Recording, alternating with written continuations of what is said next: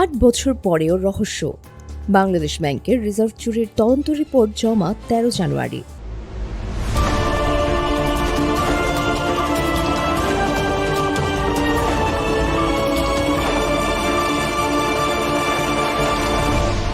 Channel CB.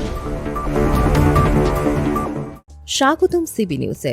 ২০১৬ সালের সেই ভয়াবহ ঘটনা, বাংলাদেশ ব্যাংকের রিজার্ভ চুরির তদন্ত প্রতিবেদন জমা দেওয়ার জন্য নতুন তারিখ ধার্য করলেন আদালত। দীর্ঘ ৮ বছর পর আলোচিত এই মামলার তদন্ত প্রতিবেদন আগামী ১৩ জানুয়ারি জমা দেওয়ার নির্দেশ দেওয়া হয়েছে। সোমবার মামলাটির তদন্ত প্রতিবেদন জমা দেওয়ার দিন ধার্য ছিল, কিন্তু তদন্তকারী সংস্থা অপরাধ তদন্ত বিভাগ যথারীতি সেই প্রতিবেদন জমা দিতে ব্যর্থ হয়। ফলে ঢাকার অতিরিক্ত মুখ্য মহানগর হাকিম জাসিতা ইসলাম রিপোর্ট জমা দেওয়ার জন্য নতুন তারিখ হিসেবে আগামী ১৩ জানুয়ারি দিনটি ধার্য করেছেন। ২০১৬ সালের ৫ ফেব্রুয়ারি অজ্ঞাতনামা হ্যাকাররা নিউ ইয়র্কের ফেডারেল রিজার্ভ ব্যাংকে রাখা বাংলাদেশ ব্যাংকের অ্যাকাউন্ট থেকে প্রায় ১০১ মিলিয়ন মার্কিন ডলার বা ৮০০ কোটি টাকার সমপরিমাণ অর্থ চুরি করে নেয়। চুরি হওয়া অর্থের মধ্যে ৮১ মিলিয়ন ডলার ফিলিপাইনের আরসিবিসি ব্যাংকের ৪টি অ্যাকাউন্টে এবং বাকি ২০ মিলিয়ন ডলার শ্রীলঙ্কার একটি ব্যাংকে স্থানান্তরের চেষ্টা করা হয়।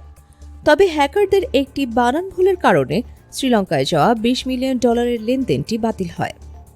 পরবর্তীকালে বাংলাদেশ ব্যাংক ফিলিপাইন থেকে প্রায় ১৫ মিলিয়ন ডলার উদ্ধার করতে সক্ষম হয়। এই ঘটনায় ২০১৬ সালের ১৫ মার্চ বাংলাদেশ ব্যাংকের তৎকালীন উপপরিচালক জোবায়ের বিন হুদা মতিঝিল থানায় একটি মামলা দায়ের করেন। এত বছর পেরিয়ে গেলেও দেশের ইতিহাসের অন্যতম বড় এই আর্থিক কেলেঙ্কারির তদন্ত কেন শেষ হচ্ছে না? ১৩ জানুয়ারি কি তবে তদন্ত প্রতিবেদন জমা পড়বে, নাকি আবার বাড়বে তারিখ? এই বিষয়ে আপনার কি মনে হয়?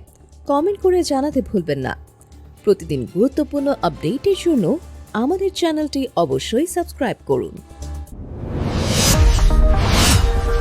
Subscribe now for daily news and updates.